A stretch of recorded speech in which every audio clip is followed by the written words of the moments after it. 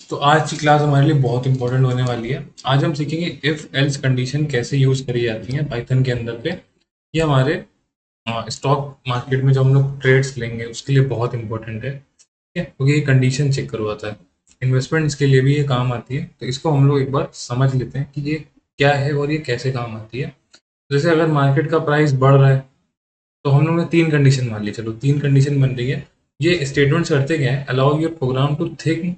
आपको ना प्रोग्राम को सोच थिंक करने का एक मौका देते हैं और फिर डिसीजन लेते हैं, ठीक है। तो अगर मार्केट का प्राइस बढ़ा है तो बेच दो, एक कंडीशन हमारी ये हो गई, एक कंडीशन हो गई अगर प्राइस बहुत कम है तो ले लो, वरना वेट करो। अब देखो यहाँ पर आपके पास तीन कंडीशन है। अब एक कंडीशन सही होगी या दूसरी कंडीशन सही होगी, अगर दोनों सही नहीं होंगी तो तीसरी कंडीशन में ये होगा, कुछ भी नहीं मिलता है तो हम लोग तब एल्स लिखते हैं। ये फर्स्ट कंडीशन के लिए, ये सेकंड कंडीशन के लिए, दोनों फुलफिल नहीं हुई तो थर्ड कंडीशन। अब एग्जाम्पल अगर हम लोग समझे तो जैसे एक प्राइस है 950, तो प्राइस क्या है, वेरिएबल है। वेरिएबल वाले बॉक्स में एक वैल्यू स्टोर है 950। अब ये वैल्यू क्या है, फ्लोट या इंटीजर, ये आपको बताना है। अब फिर हम लोग कंडीशनल लॉजिक लगाते हैं। इफ प्राइस जो है वो 1000 से मतलब मान लो कि प्राइस अगर 1100 है, प्राइस क्या होगा, 1100 से ज़्यादा हो गया, तो यहाँ पे अगर जब प्राइस ज़्यादा हो जाएगा 1100 से तो ये प्रिंट कर देगा प्राइस इज हाई, सेल कर दो ये stocks.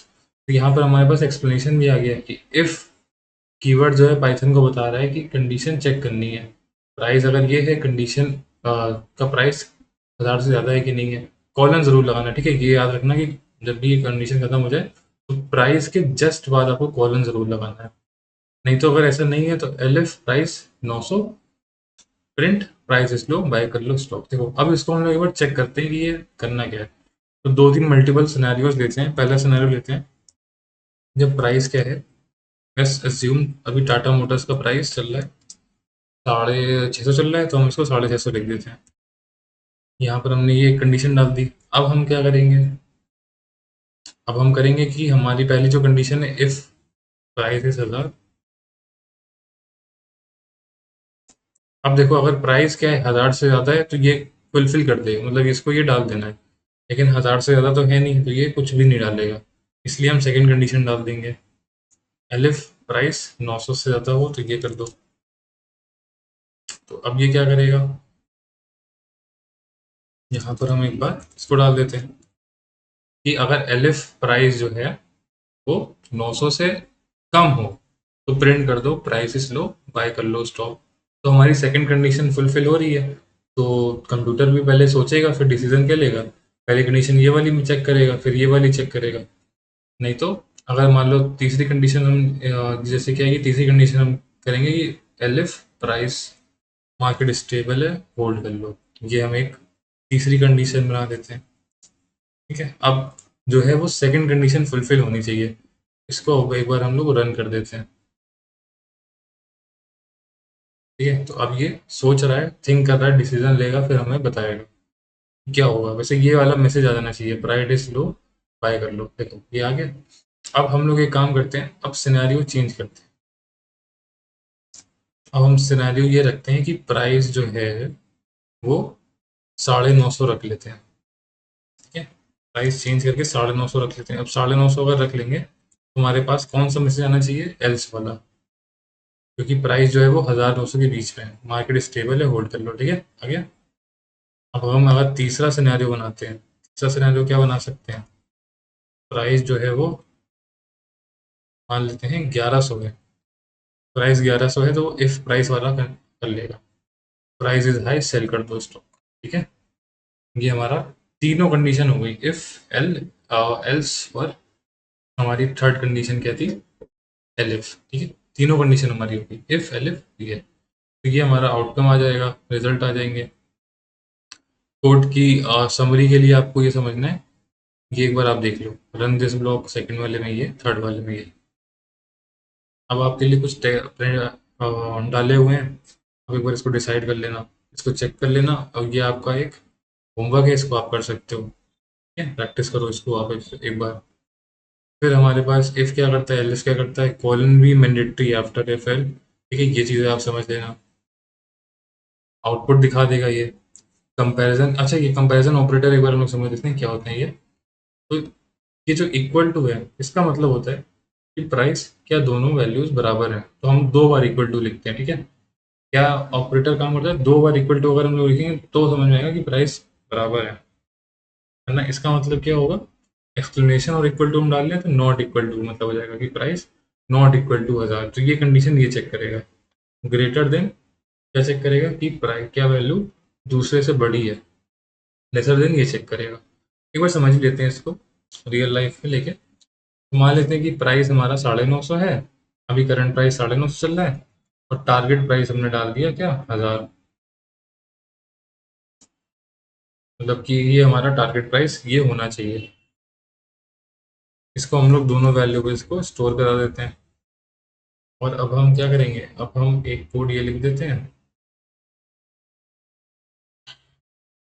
If price equal to target price. ये क्या बता देगा, ये इक्वल टू बता देगा, दो बार इक्वल लगे हुए हैं तो ये टारगेट प्राइस में बता देगा। देखो सेमी कॉलन लगा हुआ है यहाँ पे, ठीक है, सेमी कॉलन जरूर लगाना। अब ये प्रिंट कर देगा प्राइस ने टारगेट हिट कर लिया।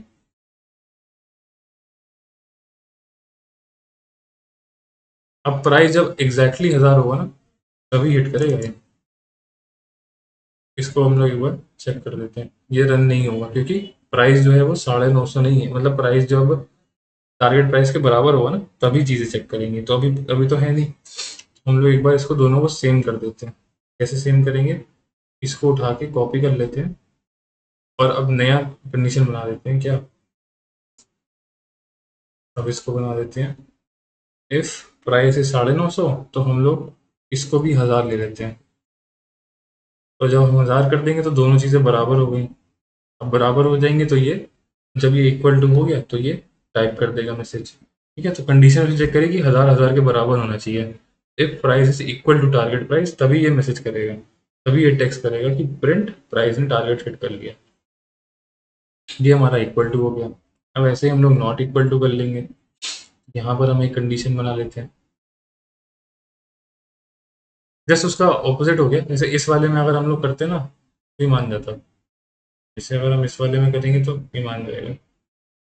बस सिंबल चेंज करना है इसका। ठीक है, इसको उठाया और यहाँ पे कोड में हमने क्या करा, इसको डालते हैं और प्राइस को अब यहाँ पे हम लोग इक्वल टू जगह की जगह एक्सक्लेमेशन कर देते हैं।